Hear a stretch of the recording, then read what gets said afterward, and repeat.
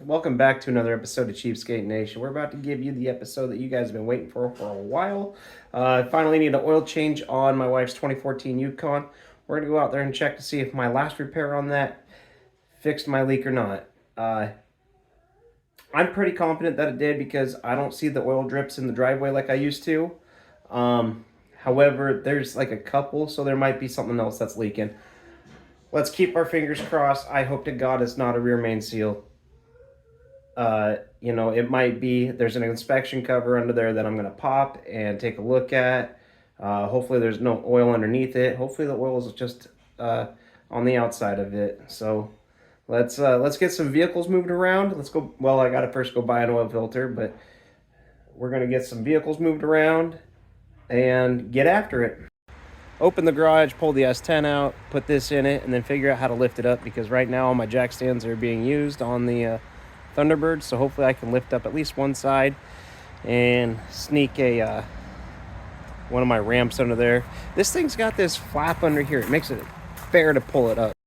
So it's got this flap right here, and every time I try to pull it up on the ramps, it just hits the ramp and pushes the ramp forward. So typically I put it underneath the control arm, lift up the wheel, put one on there, call it done.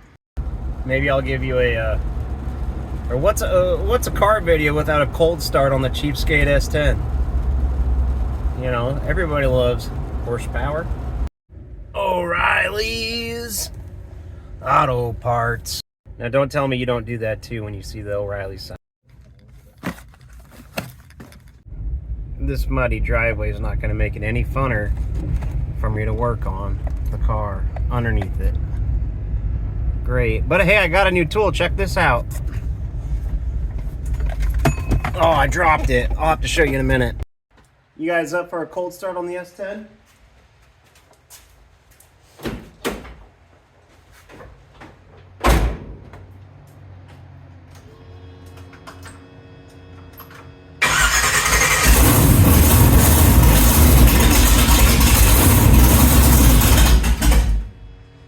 She's cold.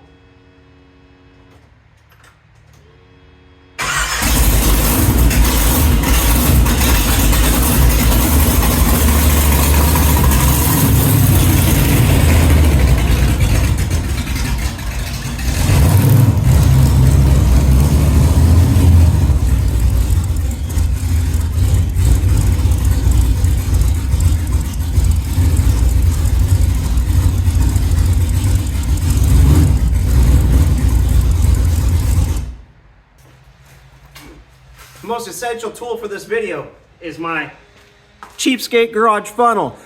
Order yours today. Just kidding, there's none for sale. This is made out of an old Scotch bottle that my dad gave me as a joke when I first started this channel. It's even like a piece of paper with Elmer's glue onto it, but it works. Let's get the Yukon pulled in here, the garage shut so it's a little bit warmer back here. We don't have to listen to the chainsaws in the background, and get after it.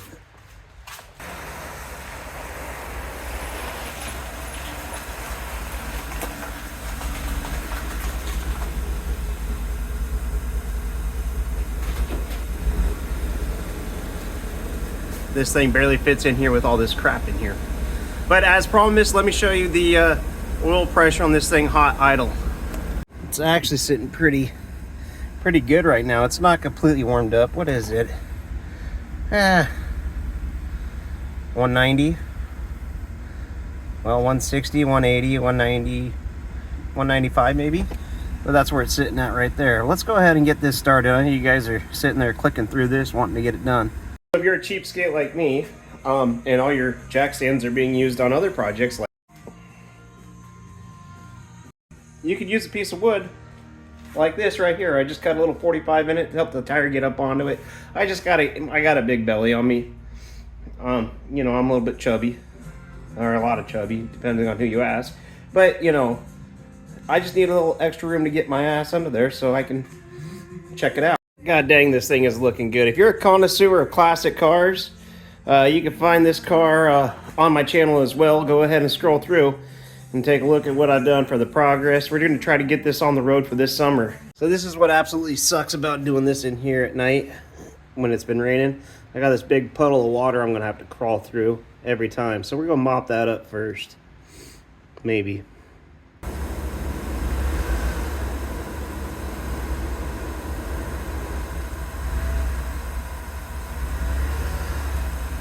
There we go. Put it in park, shut her down, and throw on the parking brake, always. All right. See, I think that just gave me enough clearance to get my fat belly under there. And we're gonna go ahead and shut the garage door if we got enough room. You know, I'm really happy with these Harbor Freight lights. I know the garage door blocks them, and I gotta get like 6 more for this side of the garage, but as cheap as they were, they do good. There's another, I'll put a link to that video here if you want to see that too. So one thing that my current employer has really taught me how to do is take a job pause and think about what you're doing.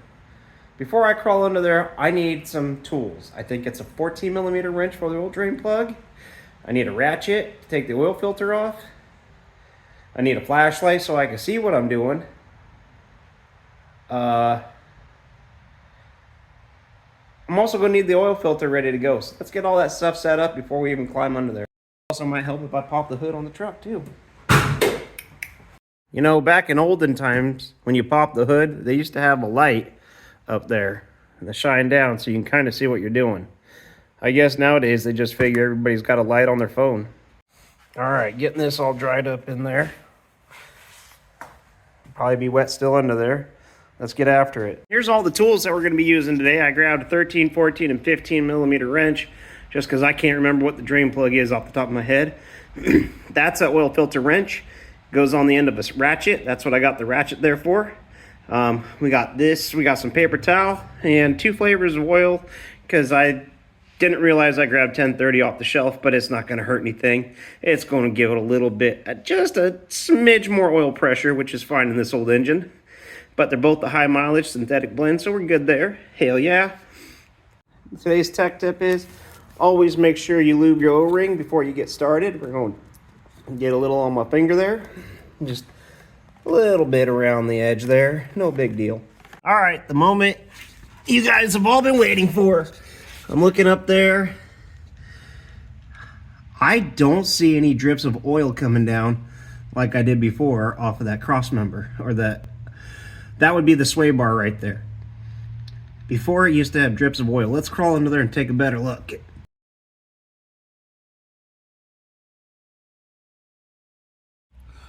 All right, so we're under the car now, and up there where I fixed, right up in here where I fixed last time, that's looking pretty dry. Let's see if I can get the light on a little bit better. That's looking fantastic up in there. Past that though, I don't know if we can see it on the camera. Get this light in there situated.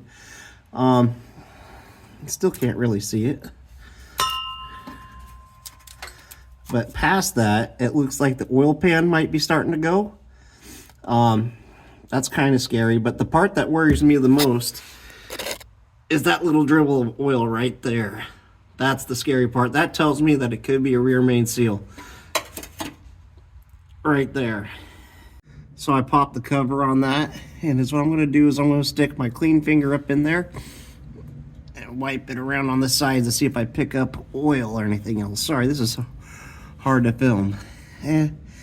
Not a whole lot, really. Not as much as I was expecting. I was expecting kind of like a puddle of oil. Here's this cap, and it's got it underneath. But you know, the thing about it is the oil could be coming off and wicking around that and sending it. Somebody else did in the comments say that they're above the starter is my I think cam positioning sensor, that it could be that also leaking oil. And actually, you know, over here you see more oil and stuff than you do what you see over here. So maybe I got a second leak over there. Let's just see if I can't get some light up in there better. Yeah, so this finger again, it's clean. Let's just go right there with it. Oh, see? That's got a little oil in it. Come on, light, work with me here. So that's kind of greasy and sludgy on my finger. That's not good. But, you know, it's just not enough for me to worry about right now. Let's go ahead and get the oil changed and get this back out of the garage and cleaned up for next time. I'm glad I brought multiple wrenches because it wasn't a 14, it's a 15 under here. That's awfully stiff.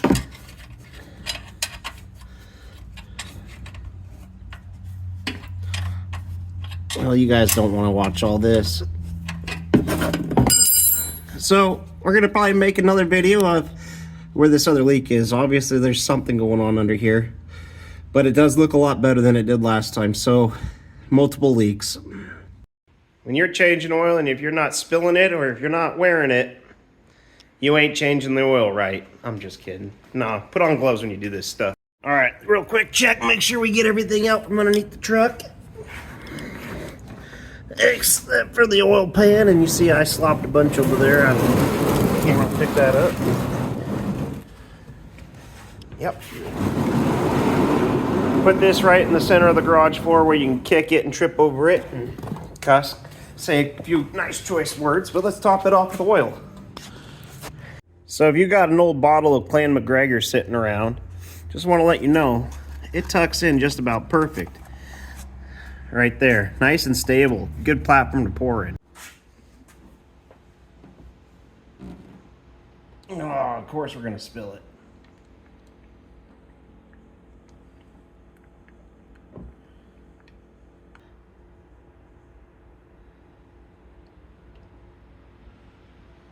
So there goes 5 quarts right down the hatch. This one takes 6.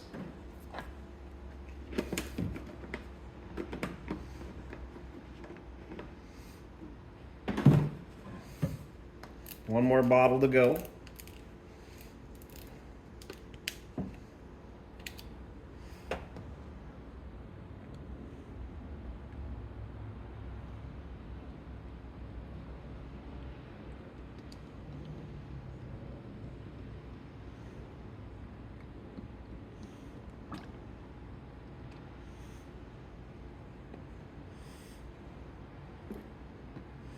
There we go. Ditch my funnel over here.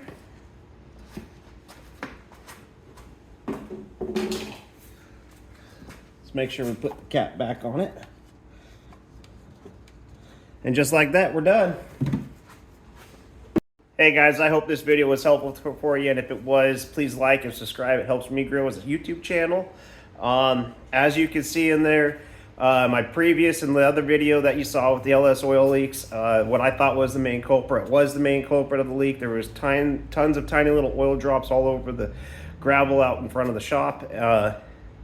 So putting a new gasket on the oil block-off plate did the trick. Now your model might be equipped with an oil cooler, and it's going to be the same thing, and there's going to be some lines that come off of it. So you're going to have to take out those 2 10mm screws, clean the surfaces really good, put the new gasket in like I did in the other video, and put it all back together, and hopefully that'll help you solve your oil leaks. Obviously, looking underneath there, I did see that there might be another issue with an oil leak potential with the rear main seal.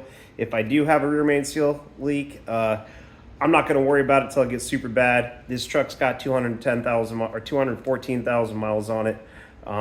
It's a very, very slow leak, so chances are I'm not even going to run out of oil by the time I do another oil change.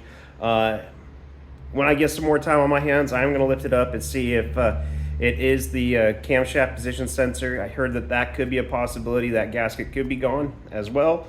So look for another video on that. Thanks for watching. Thanks for liking. Thanks for subscribing, and we'll catch you later.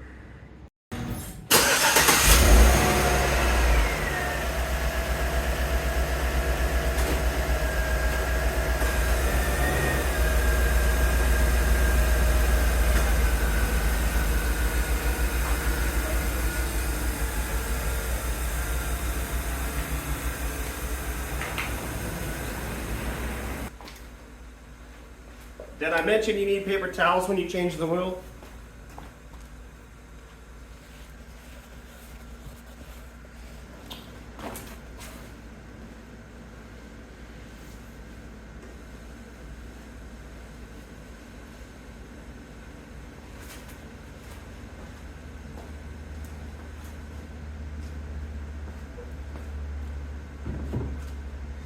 I need cat litter.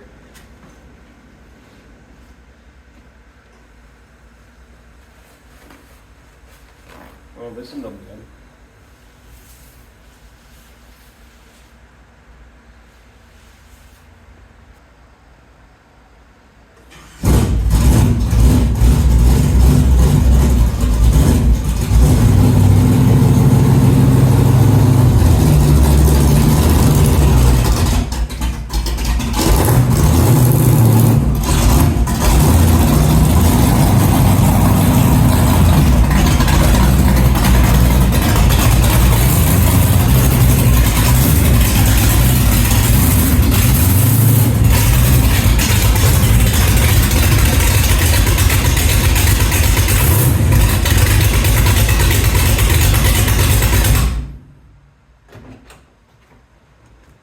Now we'll see you later.